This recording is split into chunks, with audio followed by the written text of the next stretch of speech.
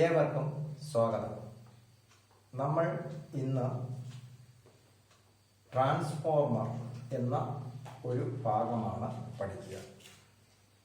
ഇതിൻ്റെ അകത്ത് ട്രാൻസ്ഫോർമർ എന്താണ്, അതിൻ്റെ ഉപയോഗം എന്താണ്, അതിൻ്റെ തത്വം എന്താണ്, അതിൻ്റെ ഭാഗങ്ങൾ എന്തെല്ലാമാണ്, അതിൽ ഉപയോഗിക്കുന്ന 2 സമവാക്യങ്ങളുണ്ട്, അതുമായി ബന്ധപ്പെട്ട് കണക്ക് ചെയ്യാനായിട്ട് 2 സമവാക്യങ്ങളുണ്ട്. ഇത്രയും കാര്യങ്ങളാണ് നമ്മൾ ഇന്നത്തെ ക്ലാസ്സിൽ ചർച്ച ചെയ്യുക. ആദ്യമായി നമുക്ക് ട്രാൻസ്ഫോർമർ എന്താണെന്ന് നോക്കാം. ട്രാൻസ്ഫോർമർ AC-യിൽ മാത്രമാണ്, AC കറണ്ടിൽ പ്രവർത്തിക്കുന്ന ഉപകരണമാണ്. അത് AC വോൾട്ടേജിൽ പ്രവർത്തിക്കുന്ന ഉപകരണമാണ്. നമുക്കറിയാം AC എന്നും DC എന്നും 2 കറണ്ട് നമ്മൾ പഠിച്ചിട്ടുണ്ട്. AC എന്ന് പറഞ്ഞാൽ ദിശ മാറുന്ന കറണ്ട്, DC എന്ന് പറഞ്ഞാൽ ദിശ മാറാത്തത്. അപ്പൊ ട്രാൻസ്ഫോർമർ AC-യിൽ മാത്രമേ പ്രവർത്തിക്കുകയുള്ളൂ, DC-യിൽ പ്രവർത്തിക്കുകയില്ല. ഇനി എന്തിനാണ് ട്രാൻസ്ഫോർമർ ഉപയോഗിക്കുന്നത്? ട്രാൻസ്ഫോർമർ ഉപയോഗിക്കുന്നത് കൊടുക്കുന്ന AC പ്രവർത്തിക്കുന്നുള്ളൂ നമ്മൾ പറഞ്ഞു.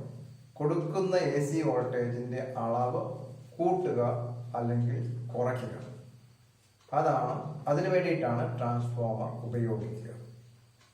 ഇത് പ്രവർത്തിക്കുന്നത് മ്യൂച്വൽ ഇൻഡക്ഷൻ തത്വം അനുസരിച്ചാണ്. നമ്മൾ നേരത്തെ പഠിച്ചതാണ് മ്യൂച്വൽ ഇൻഡക്ഷൻ തത്വം.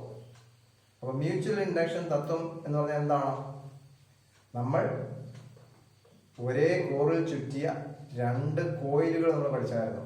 അത് ഒരു കോയിലിൽ നമ്മൾ വൈദ്യുതി കൊടുത്തു AC വൈദ്യുതി കൊടുത്തു കഴിയുമ്പോൾ രണ്ടാമത്തെ കോയിലിൽ വൈദ്യുതി പ്രേരണം ചെയ്യപ്പെടുന്ന തത്വം, അതാണ് മ്യൂച്വൽ ഇൻഡക്ഷൻ തത്വം എന്ന് നമ്മൾ പഠിച്ചതാണ്.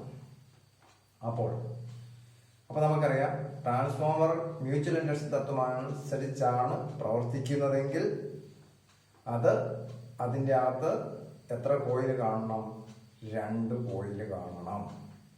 അതിൽ ഒരു കോയിലിനെ നമ്മൾ പ്രൈമറി കോയിൽ എന്ന് വിളിക്കും, രണ്ടാമത്തെ കോയിലിനെ സെക്കൻഡറി കോയിൽ എന്ന് വിളിക്കും.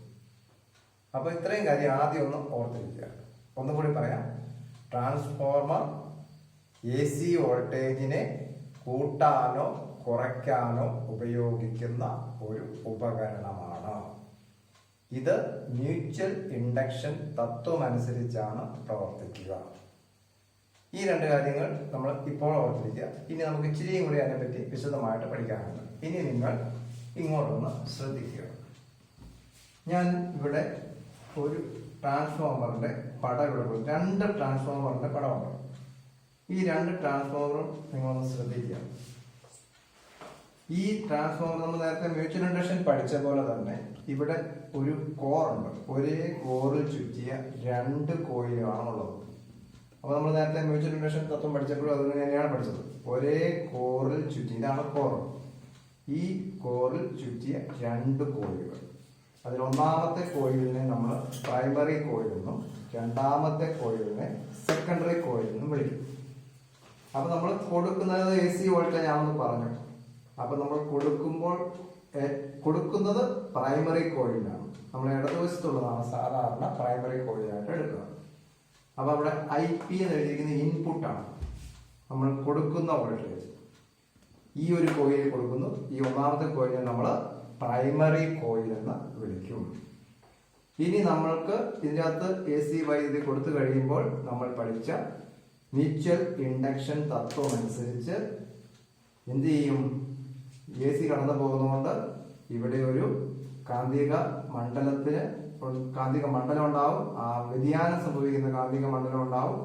അപ്പോൾ വ്യതിയാനം സംഭവിക്കുന്ന കാന്തിക മണ്ഡലത്തിൽ ഒരു കോയിൽ ഇട്ട് കഴിഞ്ഞാൽ ഈ കോയിലിൽ വൈദ്യുതി പ്രേരണം ചെയ്യപ്പെടും. അതാണ് മ്യൂച്വൽ ഇൻഡക്ഷൻ തത്വം. അപ്പം നമ്മൾ കൊടുക്കുന്ന വോൾട്ടേജ് ഇവിടെയാണ് കൊടുക്കുന്നത്, പ്രേരണം ചെയ്യപ്പെടുന്നത് ഇവിടെ. ഇനി നിങ്ങൾ ഈ കോയിലുകളുടെ എണ്ണം ഒന്ന് നോക്കുക. ഈ 2 coil, primary coil secondary coil നോക്കുക. പ്രൈമറി കോയിലിലെ ചുറ്റുകളുടെ എണ്ണം, നമ്പർ ഓഫ് ടേൺസ് ഒന്ന് ശ്രദ്ധിക്കുക. പ്രൈമറി കോയിലിൽ ഇവിടെ നോക്കിയ ചുറ്റുകളുടെ എണ്ണം സെക്കൻഡറി കോയിലിലെ ചുറ്റുകളുടെ എണ്ണത്തെക്കാൾ കുറവാണ്. അപ്പോൾ ഇവിടെ നോക്കുക, നമ്മളിപ്പോൾ ആദ്യം വരച്ചിരിക്കുന്ന ഈ ട്രാൻസ്ഫോമറിന്റെ പ്രൈമറി കോയിലിലെ ചുറ്റുകളുടെ എണ്ണം സെക്കൻഡറി കോയിലിലെ ചുറ്റുകളുടെ എണ്ണത്തെക്കാൾ കുറവാണ്.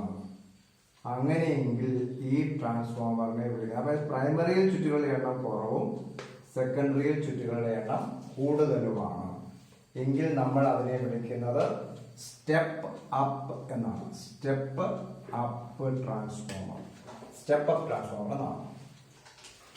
ഇവിടെ നോക്കി, ഇത് രണ്ടാമതൊരു ട്രാൻസ്ഫോമർ, വേറൊരു ട്രാൻസ്ഫോമർ ഞാൻ ഇവിടെ വരച്ചിട്ടുണ്ട്.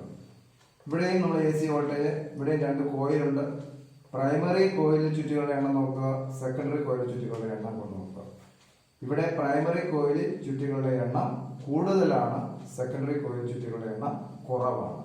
അപ്പൊ പ്രൈമറിയിൽ ചുറ്റുകളുടെ എണ്ണം കൂടുതലും സെക്കൻഡറി ചുറ്റുകളുടെ എണ്ണം കുറവുമാണെങ്കിൽ ഇതിനെ നമ്മൾ വിളിക്കുന്നത് സ്റ്റെപ്പ് ഡൗൺ ട്രാൻസ്ഫോമർ എന്നാണ്.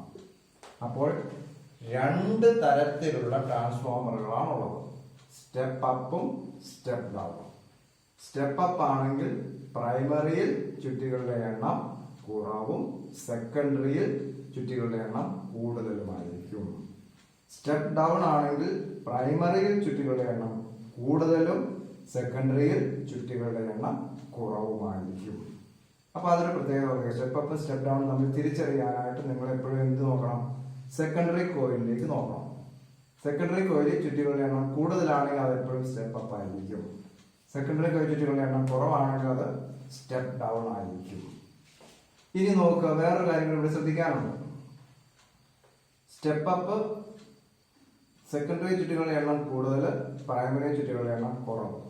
ചുറ്റുകളുടെ എണ്ണം കുറവുള്ള പ്രൈമറിയിൽ നോക്കി നമ്മുടെ കമ്പി നമ്മൾ ഉപയോഗിച്ചിരിക്കുന്ന കോയിലിന്റെ ഓരോ ടേണിന്റെയും ചുറ്റുകളുടെ വണ്ണം, തിക്നെസ് ഒന്ന് നോക്കുക. തിക്നെസ് ഇവിടെ കൂടുതലാണ്. ഇവിടെ നോക്കിയ ചുറ്റുകളുടെ എണ്ണം കൂടുതലാണെങ്കിലും ആ ഒരു ഉപയോഗിച്ചിരിക്കുന്ന കമ്പിയുടെ വണ്ണം കുറവാണ്. അപ്പോൾ സ്റ്റെപ്പ് അപ്പിന്റെ സെക്കൻഡറിയിൽ ചുറ്റുകളുടെ എണ്ണം കൂടുതലാണെങ്കിൽ എന്ത് കുറവാണ്? കമ്പിയുടെ വണ്ണം കുറവാണ്. സ്റ്റെപ്പ് അപ്പിന്റെ പ്രൈമറിയിൽ ചുറ്റുകളുടെ എണ്ണം കുറവാണെങ്കിലും കമ്പിയുടെ വണ്ണം കൂടുതലാണ്. അതുകൊണ്ട് നിങ്ങൾ ശ്രദ്ധ വേണം. ഇത് പടം വരയ്ക്കുമ്പോൾ ശ്രദ്ധിക്കേണ്ട ഒരു കാര്യമാണ്. ഈ സ്റ്റെപ്പ് ഡൗൺ ആണെങ്കിൽ നോക്കി, പ്രൈമറിയിൽ ചുറ്റുകളുടെ എണ്ണം കൂടുതലാണ്, പക്ഷെ കമ്പിയുടെ വണ്ണം കുറവാണ്. സെക്കൻഡറിയിൽ ചുറ്റുകളുടെ എണ്ണം കുറവാണ്, കമ്പിയുടെ വണ്ണം കൂടുതലാണ്. അപ്പൊ ഈ സ്റ്റെപ്പ് അപ്പ് എന്ന് പറഞ്ഞാൽ എന്നാ ഉദ്ദേശിക്കുക? വോൾട്ടേജ്, നമ്മൾ കൊടുക്കുന്ന AC വോൾട്ടേജിനെ കൂട്ടാൻ വേണ്ടിയിട്ടാണ് നമ്മൾ സ്റ്റെപ്പ് അപ്പ് ട്രാൻസ്ഫോമർ ഉപയോഗിക്കുക. കുറയ്ക്കുന്ന വോൾട്ടേജിനെ, കൊടുക്കുന്ന വോൾട്ടേജിനെ കുറയ്ക്കാൻ വേണ്ടിയിട്ടാണ് സ്റ്റെപ്പ് ഡൗൺ ട്രാൻസ്ഫോമർ ഉപയോഗിക്കുക. അപ്പോൾ ഒരു സ്റ്റെപ്പ് അപ്പ് ട്രാൻസ്ഫോമറിന്റെ പ്രൈമറിയിൽ ചുറ്റുകളുടെ എണ്ണം കുറവും സെക്കൻഡറിയിൽ ചുറ്റുകളുടെ എണ്ണം കൂടുതൽ. ഇനി എന്തിനു വേണ്ടിയിട്ടാണ് ഇവിടെ വണ്ണം കുറഞ്ഞിരിക്കുന്നതെന്നും കൂടി നമുക്ക് മനസ്സിലാക്കണം. ഇവിടെ വണ്ണം കുറവാണ്, ഇവിടെയും വണ്ണം കുറവ്. ചില ചുറ്റുകളുടെ എണ്ണം കൂടുതലുള്ളടത്ത് വണ്ണം കുറവാണ്. ഇനി നമ്മൾ ഒരു കാര്യം കൂടി ഓർത്തിരിക്കുക. ഈ ട്രാൻസ്ഫോമർ നമ്മൾ AC വോൾട്ടേജിനെ കൂട്ടുകയോ കുറയ്ക്കുകയോ ചെയ്യുമ്പോൾ, പക്ഷെ ഒരു കാര്യം കൂടി ശ്രദ്ധിക്കണം. പ്രൈമറിയിൽ കൊടുക്കുമ്പോൾ, വോൾട്ടേജ് കൊടുക്കുമ്പോൾ ഉണ്ടാകുന്ന പവറിനെ നമ്മൾ P എന്ന അക്ഷരം ഉപയോഗിച്ചാണ് സൂചിപ്പിക്കുക. P സമം V × I ആണെന്ന് നമ്മൾ പഠിച്ചിട്ടുണ്ട്. ഈ പ്രൈമറിയിലെ പവറും സെക്കൻഡറിയിലെ പവറും എപ്പോഴും സെയിം ആയിരിക്കും, അഥവാ തുല്യമായിരിക്കും. അതാണ് ശ്രദ്ധിക്കേണ്ട മറ്റൊരു കാര്യം. ഏത് ട്രാൻസ്ഫോമർ ആണെങ്കിലും, അതായത് സ്റ്റെപ്പ് അപ്പ് ആണെങ്കിലും സ്റ്റെപ്പ് ഡൗൺ ആണെങ്കിലും, പ്രൈമറിയിലെ പവറും സെക്കൻഡറിയിലെ പവറും എപ്പോഴും തുല്യമായിരിക്കും. അപ്പോൾ ഇവിടെ നോക്കുക, ഇവിടുത്തെ പ്രൈമറിയിലെ പവറും ഇവിടുത്തെ സെക്കൻഡറിയിലെ പവറും എപ്പോഴും തുല്യമായിരിക്കും. അതൊരിക്കലും മറന്നു പോകരുത്. പവറിന് വ്യത്യാസമില്ലാതെ AC വോൾട്ടേജിനെ കൂട്ടാനോ കുറയ്ക്കാനോ ഉപയോഗിക്കുന്ന ഉപകരണമാണ് ഏത്? ട്രാൻസ്ഫോമർ. അല്ലെങ്കിൽ നമുക്ക് ഒരു സ്റ്റെപ്പ് കൂടി പറയാം. പവറിന് വ്യത്യാസമില്ലാതെ AC വോൾട്ടേജിനെ കൂട്ടാനോ കുറയ്ക്കാനോ ഉപയോഗിക്കുന്ന മ്യൂച്വൽ ഇൻഡക്ഷൻ തത്വമനുസരിച്ച് പ്രവർത്തിക്കുന്ന ഉപകരണമാണ് ട്രാൻസ്ഫോർമർ. അപ്പോൾ അത്രയും കാര്യങ്ങൾ ഒന്നുകൂടി പറയാം. സ്റ്റെപ്പ് അപ്പിന്റെ പ്രൈമറിയിൽ ചുറ്റുകളുടെ എണ്ണം കുറവും സെക്കൻഡറിയിൽ ചുറ്റുകളുടെ എണ്ണം കൂടുതലുമാണ്. പക്ഷേ ചുറ്റുകളുടെ എണ്ണം കുറവുള്ളിടത്ത് കമ്പിയുടെ വണ്ണം കൂടുതലാണ്, ചുറ്റുകളുടെ എണ്ണം കൂടുതലുള്ളിടത്ത് കമ്പിയുടെ വണ്ണം കുറവാണ്. പിന്നെ പവർ രണ്ടിടത്തും, അതായത് പ്രൈമറിയിലെ പവറും സെക്കൻഡറിയിലെ പവറും തുല്യമാണെന്നാണ് പറയുന്നത്. പവറിന് വ്യത്യാസമില്ലാതെയാണ് എ സി വോൾട്ടേജിനെ കൂട്ടുകയോ കുറയ്ക്കുകയോ ചെയ്യുക. അപ്പൊ നിങ്ങൾ ഇവിടുന്ന് ആലോചിച്ച് നോക്കിയേ, പവർ തുല്യമാണ്, പ്രൈമറിയിലെ പവറും സെക്കൻഡറിയിലെ പവറും തുല്യമാണ്. വോൾട്ടേജ് കൂട്ടുകയോ കുറയുകയോ വേണം. അപ്പോൾ വോൾട്ടേജ് കൂടുകയാണെങ്കിൽ പവറിന് വ്യത്യാസം വരാതിരിക്കാൻ വേണ്ടിയിട്ട് എന്ത് ചെയ്തിരിക്കണം? കറണ്ടിന്റെ ഐയുടെ അളവ് കുറഞ്ഞിരിക്കണം. അപ്പൊ ഇവിടെ നോക്കി, ഇവിടെ പവർ തുല്യമാണ്, ഇവിടുത്തെയും പവർ തുല്യമാണ്. ഇവിടെ നമ്മൾ കൊടുക്കുന്ന വോൾട്ടേജ് ഇവിടെ കൂട്ടിക്കിടണം. അപ്പൊ ഇവിടെ സെക്കൻഡറിയിൽ വോൾട്ടേജ് കൂടുതലാണ് വരിക. സെക്കൻഡറിയിൽ വോൾട്ടേജ് കൂടുമ്പോൾ എന്തു കുറയണം? കറണ്ട് അപ്പൊ കറണ്ട് കുറയണമെന്നുണ്ടെങ്കിൽ ഈ സെക്കൻഡറിയിലെ ടേണുകളുടെ റെസിസ്റ്റൻസ്, അതായത് പ്രതിരോധം കുറയണം. പ്രതിരോധം കുറയണമെന്നുണ്ടെങ്കിൽ കമ്പിയുടെ വണ്ണം കുറയണം. വണ്ണം കുറയുമ്പോഴാണ് പ്രതിരോധം കൂടുക. വണ്ണം കൂടിയാൽ പ്രതിരോധം കുറയും. അപ്പോൾ നമ്മുടെ ഇവിടെ സെക്കൻഡറിയിലെ കറണ്ടിന്റെ അളവ് കുറയ്ക്കാൻ വേണ്ടിയിട്ട് കമ്പിയുടെ വണ്ണം കുറച്ചിരിക്കുന്നു. അപ്പൊ കമ്പിയുടെ വണ്ണം കുറയുമ്പോൾ പ്രതിരോധം കൂടും, അപ്പോൾ കറണ്ടിന്റെ അളവ് കുറയും. അപ്പോൾ നമുക്ക് വോൾട്ടേജ് കൂടുതൽ കിട്ടും, അപ്പോൾ കറണ്ടിന്റെ അളവ് കുറയും, പവർ തുല്യമായിട്ടിരിക്കും. അപ്പം അങ്ങനെയാണ് ഈ ട്രാൻസ്ഫോമറിൽ പവർ തുല്യമാക്കി വെച്ചിരിക്കുക. വോൾട്ടേജ് കൂടുമ്പോൾ കറണ്ട് കുറയും, വോൾട്ടേജ് കുറയുമ്പോൾ കറണ്ട് കൂടും. അപ്പൊ അങ്ങനെയാണ് ട്രാൻസ്ഫോമറിന്റെ പ്രൈമറിയിലെയും സെക്കൻഡറിയിലെയും പവർ തുല്യമാക്കി വെച്ചിരിക്കുക. ആ കാര്യം ഓർത്തിരിക്കുക. ഇനി ഒരു കാര്യം കൂടി നമുക്ക് മനസ്സിലാക്കേണ്ടതുണ്ട്. നമ്മളിവിടെ കൊടുക്കുന്നത് എ സി വോൾട്ടേജ് ആണെന്ന് പറഞ്ഞു. ഈ എ സി വോൾട്ടേജ് കൊടുക്കുമ്പോൾ പ്രൈമറിയിലാണ് നമ്മൾ കൊടുക്കുക, അതായത് പ്രൈമറി കോയിലിലാണ് നമ്മൾ എ സി വോൾട്ടേജ് കൊടുക്കുക. അപ്പോൾ പ്രൈമറിയിലെ ചുറ്റുകളുടെ എണ്ണം, എത്ര ചുറ്റുകളുണ്ടോ അതിന് നമ്മൾ number of turns in the പ്രൈമറിയിലെ ചുറ്റുകളുടെ എണ്ണം നോക്കുകയാണെങ്കിൽ ഓരോ ടേണിലും ഉണ്ടാകുന്ന വോൾട്ടേജ് സെക്കൻഡറിയിലെ ഓരോ ടേണിലും പ്രേരണം ചെയ്യപ്പെടുന്ന വോൾട്ടേജും എപ്പോഴും തുല്യമായിരിക്കും. അതായത് നമ്മൾ ഇങ്ങനെയൊന്ന് സങ്കല്പിച്ചാൽ മതി. ഇവിടെ നമ്മൾ 50 വോൾട്ട് ആണ് പ്രൈമറിയിൽ കൊടുക്കുന്നതെങ്കിൽ 10 ടേൺസ് ആണ് ഉള്ളതെങ്കിൽ ഈ 50 വോൾട്ടിനെ 10 കൊണ്ട് ഹരിച്ചാൽ ഓരോ ടേണിലും 5 വോൾട്ട് വീതമാണ് വരിക. അപ്പോൾ സെക്കൻഡറിയിൽ പ്രേരണം ചെയ്യപ്പെടുന്നതും ഓരോ ടേണിലെയും വോൾട്ടേജ് 5 വോൾട്ട് വീതമായിരിക്കും. പക്ഷേ സെക്കൻഡറിയിലെ ആകെ വോൾട്ടേജ് എന്ന് പറയുന്നത് നമ്മൾ കണ്ടുപിടിക്കാൻ വേണ്ടിയിട്ട് ഓരോ ടേണിലെ വോൾട്ടേജും ഗുണം എത്ര ടേൺസ് ഉണ്ടോ അത്രയും ടേൺസ് കൊണ്ട് ഗുണിക്കുന്നതിന് തുല്യമായിരിക്കും സെക്കൻഡറിയിലെ വോൾട്ടേജ്. അതായത് ചുറ്റുകളുടെ എണ്ണം കൂടുന്നതനുസരിച്ച് എന്ത് സംഭവിക്കും? ഉണ്ടാകുന്ന വോൾട്ടേജിന്റെ അളവും കൂടി വരും. അതെപ്പോഴും മനസ്സിലാക്കിയിരിക്കണം. പ്രൈമറി ആണെങ്കിലും സെക്കൻഡറി ആണെങ്കിലും ഓരോ ടേണിലും പ്രേരണം ചെയ്യപ്പെടുന്ന വോൾട്ടേജ് എപ്പോഴും തുല്യമായിരിക്കും. ആ കാര്യം നിങ്ങൾ മനസ്സിലാക്കിയിരിക്കണം. അപ്പോൾ നമുക്കിനി ഇതിനൊക്കെ നമ്മൾ ഓരോ പേര് കൊടുക്കുന്നുണ്ട്. പ്രൈമറിയിലെ കൊടുക്കുന്ന വോൾട്ടേജ് നമ്മൾ പ്രൈമറി വോൾട്ടേജ് എന്നാണ് വിളിക്കുക. പ്രൈമറി വോൾട്ടേജിനെ നമ്മൾ ഇങ്ങനെയാണ് സൂചിപ്പിക്കുക: voltage at primary, V P. പ്രൈമറിയിലെ വോൾട്ടേജ് വി പി എന്ന് പറയും. അപ്പൊ നമുക്കറിയാം, പ്രൈമറിയിൽ വോൾട്ടേജ് ഉണ്ടെങ്കിൽ പ്രൈമറിയിൽ ഒരു കറണ്ടും ഉണ്ട്.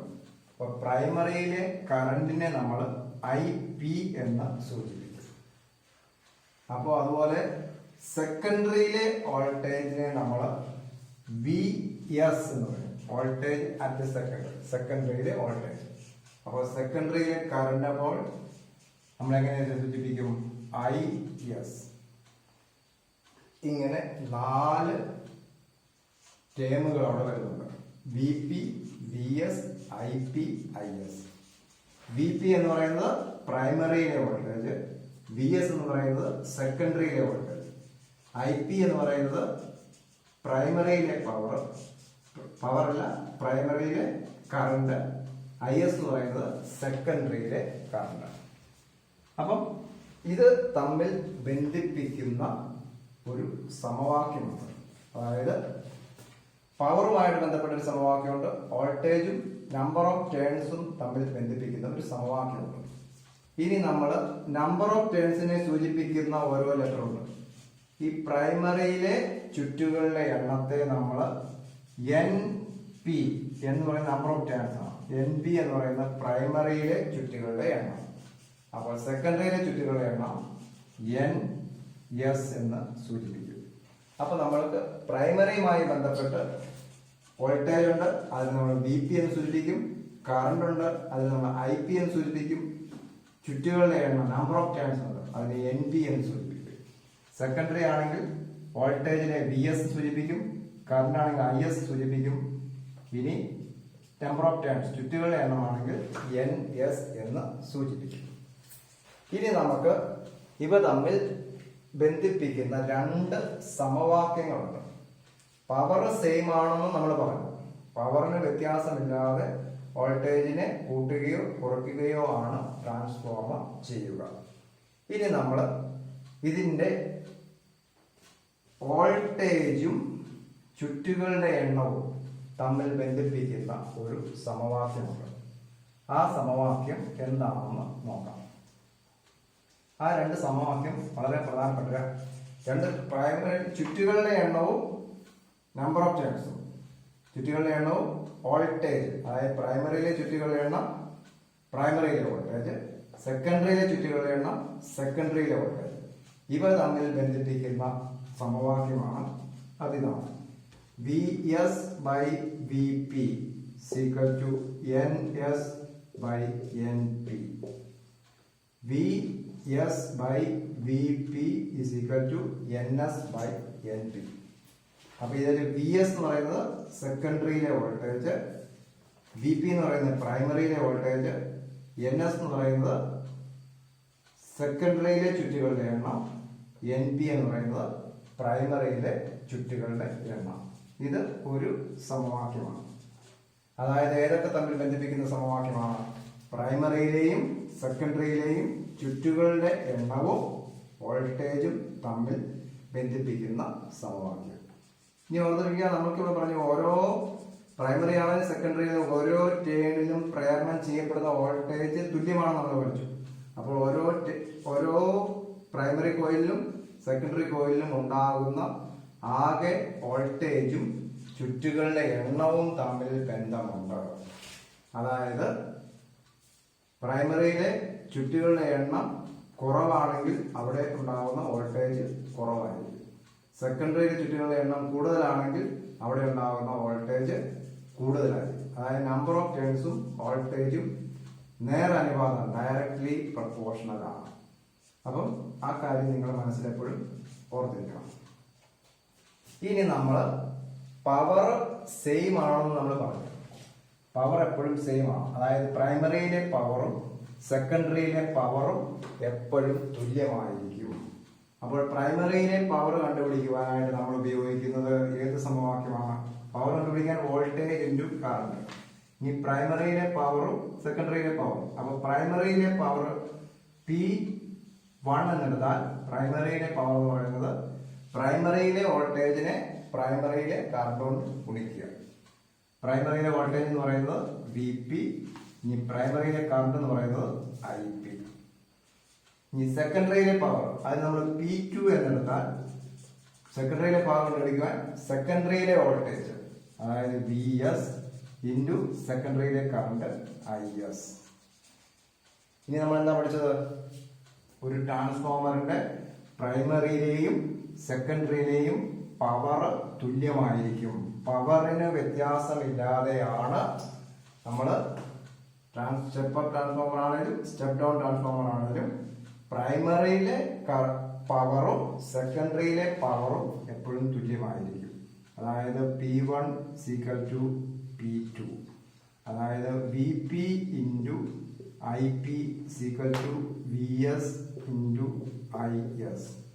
ഇതാണ് പ്രൈമറിയിലെ വോൾട്ടേജും പ്രൈമറിയിലെ കറണ്ടും സെക്കൻഡറിയിലെ വോൾട്ടേജും സെക്കൻഡറിയിലെ കറണ്ടും തമ്മിൽ ബന്ധിപ്പിക്കുന്ന ഒരു സമവാക്യം. അപ്പൊ രണ്ട് സമവാക്യമാണുള്ളത്. ഇതൊരു സമവാക്യം, വോൾട്ടേജും കറണ്ടും തമ്മിലുള്ള സമവാക്യം. നേരത്തെ നമ്മൾ പഠിച്ച ഈ സമവാക്യം വോൾട്ടേജും ചുറ്റുകളുടെ എണ്ണവും തമ്മിൽ ബന്ധിപ്പിക്കുന്ന സമവാക്യം VS/VP = NS/NP. ഈ രണ്ട് സമവാക്യങ്ങൾ ട്രാൻസ്ഫോമറെ സംബന്ധിച്ചിടത്തോളം വളരെ പ്രധാനപ്പെട്ടതാണ്.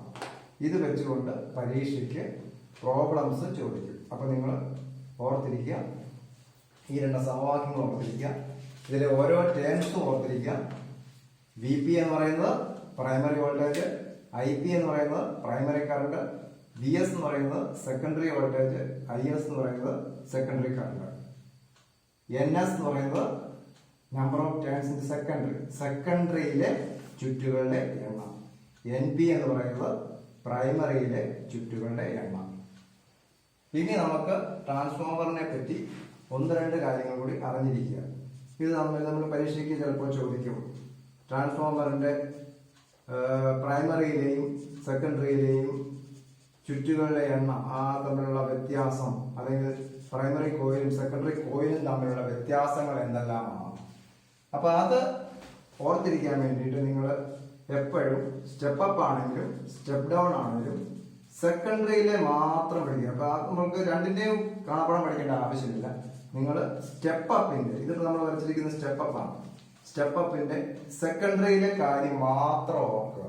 സെക്കൻഡറിയിലെ ചുറ്റുകളുടെ എണ്ണത്തിന്റെ പ്രത്യേകത വെച്ച് നമുക്ക് ബാക്കിയെല്ലാം പറയാൻ പറ്റും. അപ്പൊ നിങ്ങൾ ഓർക്കുക, സ്റ്റെപ്പ് അപ്പ് ട്രാൻസ്ഫോമർ ആണ്. സ്റ്റെപ്പ് അപ്പ് ആണെങ്കിൽ എന്താണ് നിങ്ങൾ മനസ്സിലേക്ക് വരേണ്ടത്? നമ്മൾ കൊടുക്കുന്ന പ്രൈമറി വോൾട്ടേജിനെ സെക്കൻഡറി വരുമ്പോൾ സ്റ്റെപ്പ് അപ്പ് ചെയ്യും.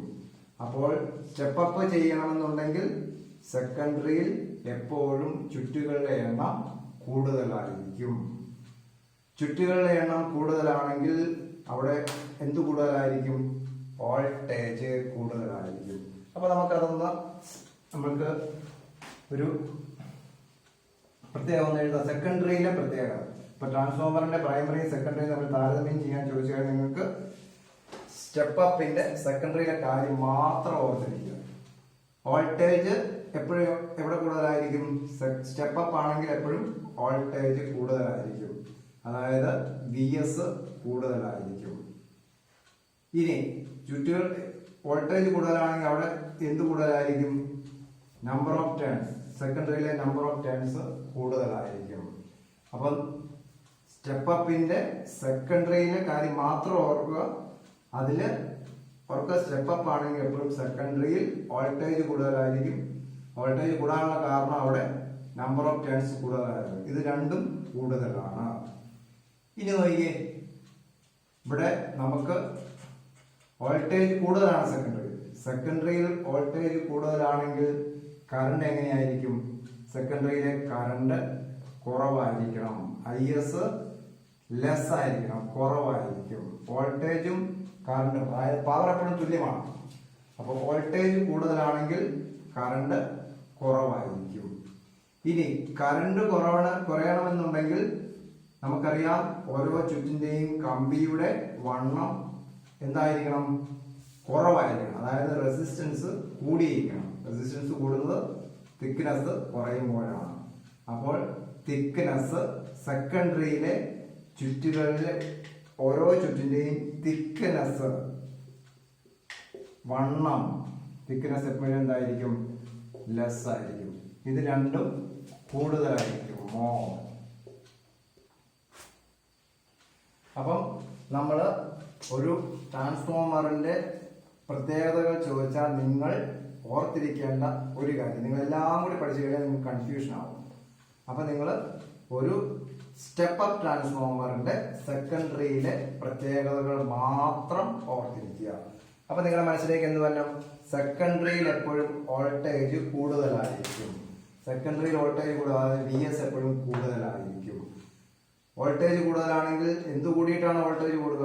നമ്മൾക്കറിയാം വോൾട്ടേജും നമ്പർ ഓഫ് ടേൺസും എപ്പോഴും നേരനുപാതമാണ്, ഡയറക്ട്ലി പ്രപ്പോർഷൻ ആണ്. അപ്പോൾ വോൾട്ടേജ് കൂടുതലുള്ളത് എന്ത് കൂടുതലായിരിക്കും? Number of turns. അപ്പോൾ number of turns in secondary will be more, കൂടുതലായിരിക്കും.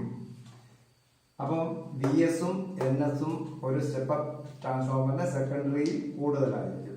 ഇനി വോൾട്ടേജ് കൂടിയാൽ ഓട്ടോമാറ്റിക്കായിട്ട് എന്ത് ചെയ്യണം? കറണ്ട് കുറവായിരിക്കും. അപ്പൊ IS എപ്പോഴും സെക്കൻഡറിയിൽ കുറവായിരിക്കും. സ്റ്റെപ്പ് അപ്പിന്റെ സെക്കൻഡറിയിൽ IS കുറവായിരിക്കും. IS കുറയണമെങ്കിൽ തിക്നെസ്സും എന്തായിരിക്കണം? കമ്പിയുടെ വണ്ണവും കുറവായിരിക്കണം. അപ്പൊ ഇത്രയും 4 കാര്യങ്ങൾ, ഈ 4 കാര്യങ്ങൾ ഓർത്തിരിക്കുക. ഒരു സ്റ്റെപ്പ് അപ്പിന്റെ സെക്കൻഡറിയിലെ പ്രത്യേകത. അപ്പം നമ്മളിപ്പോ പറഞ്ഞ ട്രാൻസ്ഫോമറിനെ ചോദിച്ചു കഴിഞ്ഞാൽ നിങ്ങൾ ഓർത്തിരിക്കേണ്ടത് സ്റ്റെപ്പ് അപ്പ് ട്രാൻസ്ഫോമറിന്റെ സെക്കൻഡറിയിലെ പ്രത്യേകത. ഇത് മാത്രം നിങ്ങൾ മനസ്സിലാക്കിയിരിക്കുക. ഇതിന് നേരെ ഓപ്പോസിറ്റ് ആയിരിക്കും പ്രൈമറിയിലെ. അതായത് സ്റ്റെപ്പ് അപ്പിന്റെ പ്രൈമറിയില് നമ്മളിപ്പോ കണ്ട സെക്കൻഡറിയിലെ പ്രത്യേകതകൾ നേരെ ഓപ്പോസിറ്റ്. അതായത് VS ലെസ്, NS ലെസ്, കുറവായിരിക്കും. VSഉം കുറവായിരിക്കും. IS കൂടുതലായിരിക്കും. തിക്നെസ് കൂടുതലായിരിക്കും. അപ്പൊ നിങ്ങൾക്ക് ഒരെണ്ണം പഠിച്ചു കഴിഞ്ഞാൽ ഇതിന്റെ ചോദിച്ചാൽ ഇതിന്റെ എഴുതാം, ഇതിന്റെ എഴുതാം. ഇനി സ്റ്റെപ്പ് ഡൗണിന്റെ പ്രത്യേകത ചോദിച്ചു കഴിഞ്ഞാൽ, സ്റ്റെപ്പ് ഡൗണിന്റെ ആണ് ചോദിച്ചതെന്ന് വിചാരിക്കുക. സ്റ്റെപ്പ് ഡൗണിന്റെ ചോദിച്ചാൽ നിങ്ങൾ സെക്കൻഡറി സ്റ്റെപ്പ് അപ്പിന്റെ സെക്കൻഡറിയിൽ നിങ്ങൾ പഠിച്ചിട്ടുണ്ട്.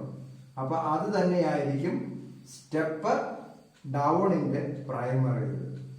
അപ്പം പ്രൈമറിയിലെ കിട്ടി. ഈ പ്രൈമറിയിൽ നേരെ വിപരീതമായിരിക്കും സ്റ്റെപ്പ് ഡൗണിന്റെ സെക്കൻഡറി. അല്ലെങ്കിൽ സ്റ്റെപ്പ് അപ്പിന്റെ പ്രൈമറിയിലെ പോലെ തന്നെയായിരിക്കും സ്റ്റെപ്പ് ഡൗണിന്റെ സെക്കൻഡറിയിൽ ഇരിക്കുക. അപ്പൊ ഇതെല്ലാം കൂടി പഠിച്ചാൽ നിങ്ങൾക്ക് കൺഫ്യൂഷൻ ആവും. അപ്പൊ നിങ്ങൾ എപ്പോഴും എന്തുമാത്രം ഓർത്തിരിക്കുക? സ്റ്റെപ്പ് അപ്പിന്റെ സെക്കൻഡറിയിലെ പ്രത്യേകതകൾ മാത്രം പഠിച്ചിരിക്കുക. അപ്പം അതനുസരിച്ച് നമുക്ക് ഏത് കാര്യം ചോദിച്ചാലും എഴുതാൻ പറ്റും. അപ്പൊ ട്രാൻസ്ഫോമറിനെ സംബന്ധിച്ച് ഇത്രയും കാര്യങ്ങൾ നിങ്ങൾ ഓർത്തിരിക്കുക. ഇനി നമുക്ക് ഇതിനകത്ത് ചിലപ്പോൾ പരീക്ഷയ്ക്ക് വേറെ രീതിയിൽ ചോദിക്കും. ഇത് തമ്മിൽ ഏതാണ് കൂടുതൽ? വോൾട്ടേജ് എവിടെയാണോ? സ്റ്റെപ്പ് അപ്പിന്റെ സെക്കൻഡറിയിലാണോ പ്രൈമറിയിലാണോ വോൾട്ടേജ് കൂടുതൽ? അപ്പം കറണ്ട് എവിടെയായിരിക്കും കൂടുതൽ? ആ കാര്യങ്ങൾ നിങ്ങൾ മനസ്സിലാക്കാൻ ഇത് തന്നെ ഓർത്തിരുന്നാൽ മതി. അപ്പൊ നിങ്ങൾ സ്റ്റെപ്പ് അപ്പിന്റെ കാര്യം മാത്രം ഓർത്തിരിക്കുക. സ്റ്റെപ്പ് അപ്പിന്റെ സെക്കൻഡറിയിൽ വോൾട്ടേജ് കൂടുതലായിരിക്കും. വോൾട്ടേജ് കൂടുതലുള്ളിടത്ത് കറണ്ട് കുറവായിരിക്കും. അപ്പോൾ പ്രൈമറിയിൽ വോൾട്ടേജ് കുറവായിരിക്കും. വോൾട്ടേജ് കുറവുള്ളിടത്ത് കറണ്ട് കൂടുതലായിരിക്കും.